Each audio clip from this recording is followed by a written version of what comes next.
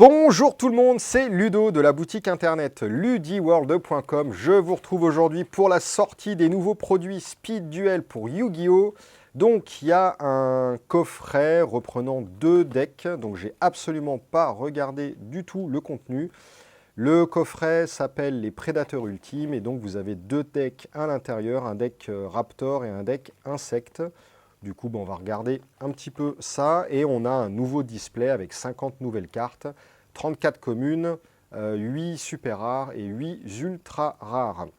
Donc pareil, j'ai pas du tout regardé, enfin si j'ai regardé un petit peu quelques cartes forcément, mais j'ai pas tout regardé. On va s'ouvrir aujourd'hui le deck et je pense, mais je ne le promets pas, qu'on s'ouvrira aussi le display.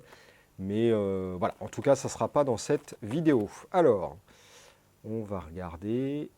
Toc, on va zoomer un petit peu, comme ça vous verrez bien. Alors, qu'est-ce qu'il y a dedans? Donc, dans les premiers starters qui étaient sortis, par boîte, on avait 3 decks, mais c'était vraiment des tout petits decks de 20 cartes, ce qui est déjà suffisant hein, pour le Speed Duel.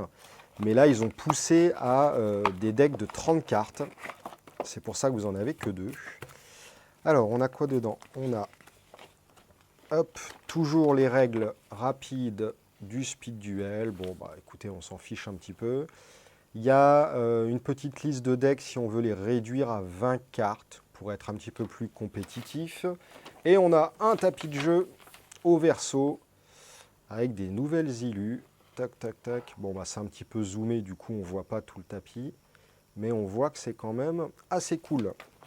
Et on a donc les 2 decks. Alors je me souviens de lui dans la série. Je crois que c'était vraiment dans les premiers épisodes. Par contre, lui, je m'en souviens pas trop. Alors, j'avais regardé, normalement, j'avais dû voir, mais bon. Allez, c'est parti. Toc.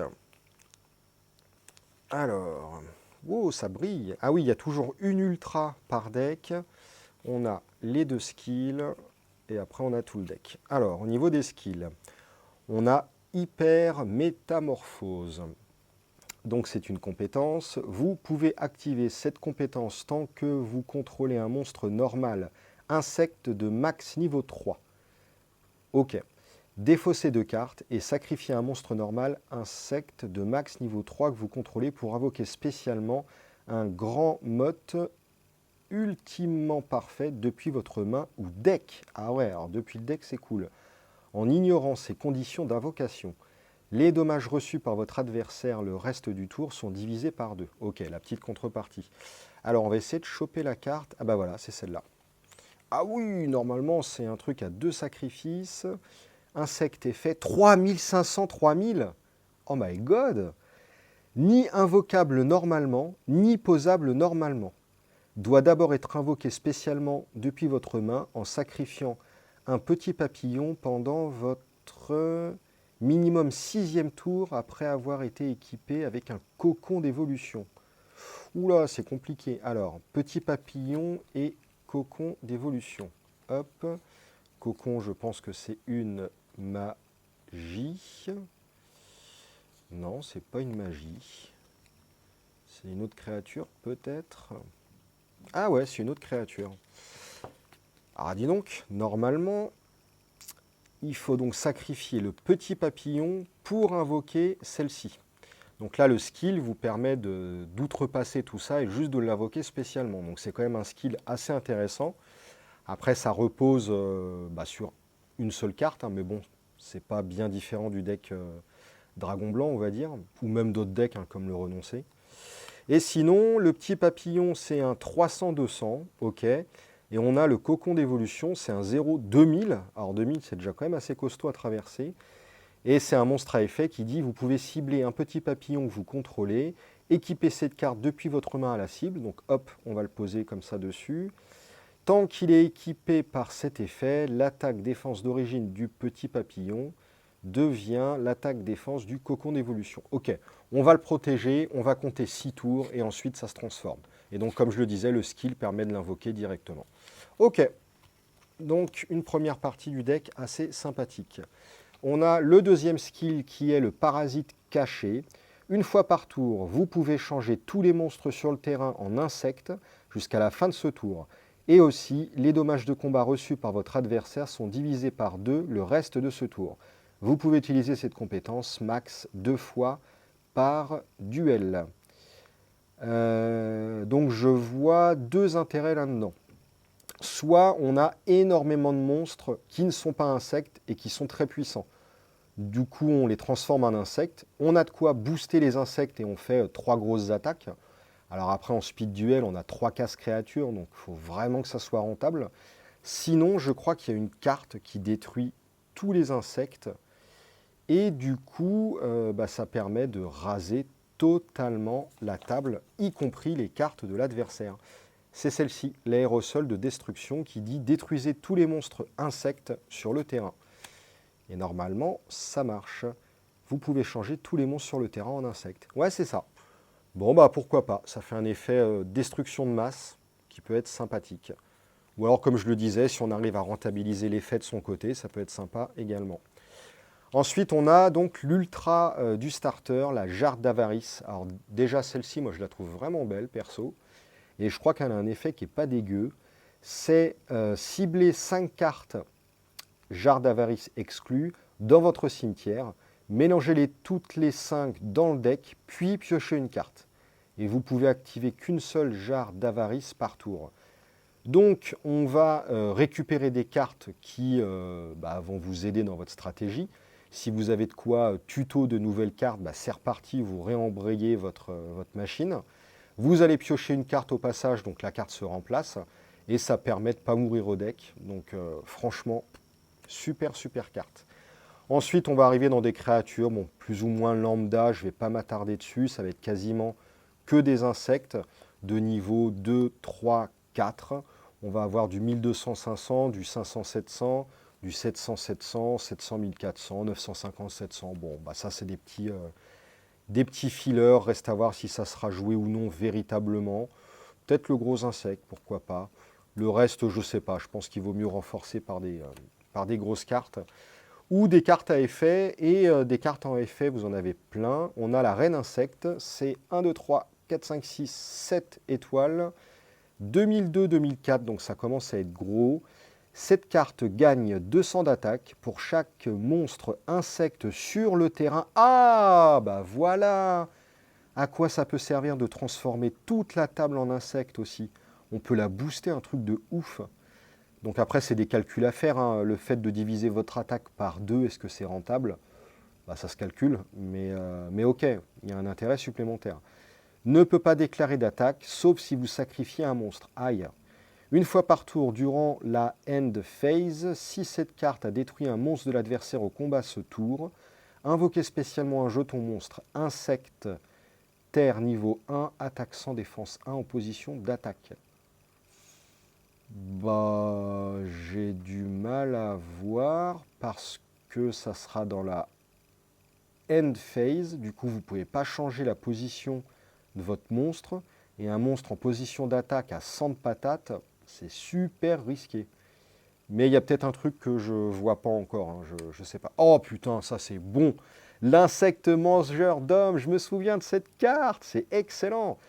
Donc 450, 600 niveau 2, c'est pas super au niveau stat, mais lorsqu'on le flippe, on cible un monstre sur le terrain et on le détruit. Voilà, hein, je crois que ça franchement, c'est limite x3 dans tous les decks, c'est un truc de taré quoi. C'est même mieux qu'un bateau Yomi, parce que le bateau Yomi, il ciblait que la personne qui venait de l'attaquer, si je raconte pas de bêtises, alors que celle-ci, c'est vous cibler n'importe quoi sur le terrain. Donc non mais c'est une tuerie ça. C'est vraiment une tuerie. Le Pinch Hopper, un petit 1000-1200 niveau 4. Lorsque cette carte que vous contrôlez est envoyée à votre cimetière, vous pouvez invoquer spécialement un monstre insecte depuis votre main. Des invoques spé, c'est toujours bien. Le seul défaut, c'est que c'est un 1000-1200, donc c'est pas très fort. Mais ça marche sur du sacrifice. Ouais, pourquoi pas. Princesse insecte, 1900-1200, niveau 6. Ok, donc ça demande un sacrifice à poser. Mais 1009 d'attaque, ça commence quand même à être cool. Tous les monstres insectes contrôlés par votre adversaire sont changés en position d'attaque. Si cette carte détruit un monstre insecte au combat, cette carte gagne 500 d'attaque. Bon, bah contre miroir, c'est super fort. Et changer la position des monstres. S'il avait mis des petits monstres en attaque qui voulaient se protéger, bah boum, vous faites une percée avec ça, c'est ouais, bien. Go Keep On, niveau 2, 800-800. Lorsque cette carte est détruite au combat et envoyée au cimetière, vous pouvez ajouter un monstre insecte avec max 1500 d'attaque depuis votre deck à votre main. Bah ouais, ça c'est super fort, hein. Du tuto, c'est tout le temps bien. Et si vous avez un monstre qui a beaucoup plus de défense que d'attaque, bah voilà, vous prenez une défense comme ça, c'est vraiment cool. Génial. Vraiment bien cette carte. Voilà le petit soldat abeille, rigolo. Niveau 1, 500-400. Vous pouvez sacrifier 7 cartes et un monstre insecte face recto. Soldat abeille exclu. Piocher 2 cartes. Bim. Oh, ouais, bon, faut que ça soit face recto. Ouais, bon, ça va être dur à trigger. Mais, bah non, en fait, vous l'invoquez, vous la sacrifiez, c'est tout. Ouais, moi je pensais la laisser en défense, ça doit survivre, vous l'activez. Ouais, ok, bon, c'est quand même pas mal. Bitron, niveau 4, ah, elle est très jolie celle-ci. Niveau 4, 1600-900, c'est pas trop mal. Vous pouvez envoyer une magie piège face recto que vous contrôlez au cimetière, puis cibler un monstre insecte de max niveau 4 dans votre cimetière. Invoquez spécialement le monstre insecte en position de défense. Vous ne pouvez utiliser cet effet de Bitron qu'une seule fois par tour. Bah, c'est bien ça. Soit ça vous libère une case magie qui vous embêtait pour en reposer une autre plus forte, et du coup au passage vous invoque spé, c'est super fort. Ou soit tout simplement vous sacrifiez une magie, et puis c'est tout. Mais non, non, c'est bien. Armure canon laser, une carte magie d'équipement. Équipable uniquement à un monstre insecte qui gagne 300 d'attaque défense. Bon, bah, c'est des petits fillers thématiques. Forêt, c'est un terrain. Tous les monstres, bah, c'est le terrain des insectes, ok. Ça booste de 200 l'attaque et la défense des insectes, bêtes, plantes, bêtes guerriers. Ok. Sanctuaire verdoyant, c'est une magie continue. Lorsqu'un monstre insecte face recto est détruit au combat ou par un effet de carte, donc globalement tout le temps, est envoyé au cimetière, son contrôleur peut ajouter un monstre insecte du même niveau que le monstre détruit depuis son deck à sa main. Ah ouais, c'est la prolifération des insectes. Insecte à la rescousse, magie continue également. Lorsqu'un monstre de votre adversaire déclare une attaque, vous pouvez bannir un monstre insecte depuis votre cimetière. Waouh! Oh putain, c'est bon ça! Et annuler l'attaque. Bon, il faut avoir matière à sacrifier, mais vous paralysez une attaque, hein. Et paralyser une attaque quand on voit l'effet de Kuribo dans le format, en speed duel, voilà, un tour, ça fait une game des fois, hein. Donc c'est super carte, ça. Bon, faut bannir un insecte, donc c'est vraiment thématisé au deck insecte, mais bah, c'est cool, hein, c'est le but du deck, hein. Ver d'appât. Si vous contrôlez un monstre insecte, invoquez spécialement 2 vers jetons insectaires niveau 1, attaque 0, défense 0. Vous ne pouvez invoquer ni normalement ni spécialement de monstres de niveau 3 ou 4 le tour où vous activez cette carte. Ok, par contre on peut faire du niveau 5 ou plus. Et je pense que le but de cette carte, c'est d'avoir matière à sacrifier pour des grosses cartes derrière. Donc ça me paraît plutôt correct. Je sais pas trop à vrai dire. Ravissant salon d'essayage. Fitting room. Alors, on paye 800 points de vie, ce qui est ma foi un peu élevé. Mais bon. Dévoilez les 4 cartes du dessus de votre deck et invoque spé tous les monstres normaux de max niveau 3. Dévoilez tous les monstres. Ok. Et aussi mélanger les cartes restantes dans votre deck. Bon, c'est limité aux monstres normaux et ça vous coûte 800 PEV, mais bah, c'est quand même... en une seule carte, vous faites 3 invoques. Après, il faut avoir de la chance à la révélation, c'est sûr. Mais ouais, c'est quand même pas mal. Usine de production de masse des ténèbres. Ciblez 2 monstres normaux dans votre cimetière, ajoutez-les à votre main. Bon bah voilà, clair, net, précis. Et en plus, il n'y a pas de ciblage, il n'y a pas de condition, c'est 2 monstres. Ah si, monstres normaux. Bon ok, pas bien méchant quand même. Collier d'ambition. Équipable uniquement à un monstre normal. S'il combat un monstre de niveau supérieur, le monstre équipé gagne 500 d'attaque, fois la différence de niveau. Oh, ça peut être la violence ça. Durant ce calcul des dommages uniquement. Ouais ok, c'est pas permanent quoi. Lorsque cette carte est envoyée au cimetière, vous pouvez la placer au-dessus de votre deck. Je trouve ça assez sympathique. Cadeau de l'éléphant blanc, si je raconte pas de bêtises, c'est un reprint. Envoyez un monstre, monstre à effet exclu, face recto que vous contrôlez au cimetière, piochez 2 cartes. Ouais, c'est un reprint ça. Larve d'araignée, donc on arrive dans les 4 dernières cartes du deck, ce sont des cartes pièges. Lorsque votre adversaire déclare une attaque directe, tant que vous avez minimum 3 monstres insectes dans votre cimetière, annulez l'attaque. Si vous le faites, invoquez spécialement 3 jetons araignées, sans d'attaque, sans de défense, en position d'attaque. La condition pour annuler, elle n'est pas très restrictive et elle peut se faire en milieu ou fin de game, je pense. Vous annulez une attaque, donc ça vous permet potentiellement de ne pas mourir. Par contre, derrière, vous allez mettre en attaque des trucs à 100 d'attaque. Derrière, le mec, il peut vous bourrer un truc de ouf s'il lui reste des attaques de dispo. Donc c'est à vous aussi de bien jouer la carte. Vous ne l'activez pas sur la première attaque.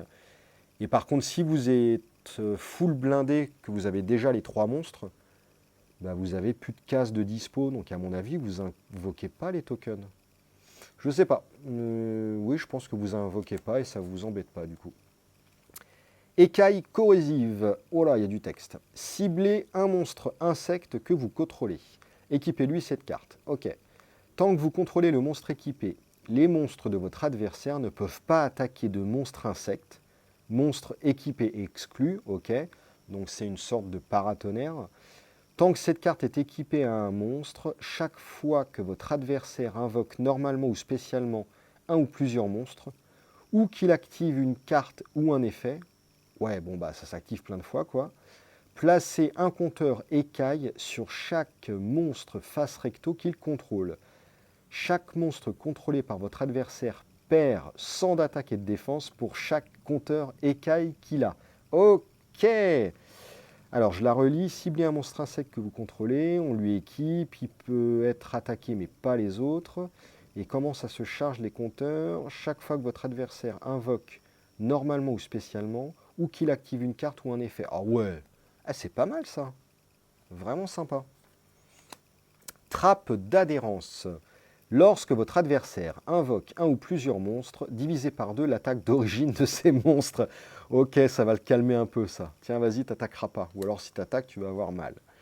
Ordre de destruction. Ciblez un monstre normal non jeton de max niveau 2 que vous contrôlez.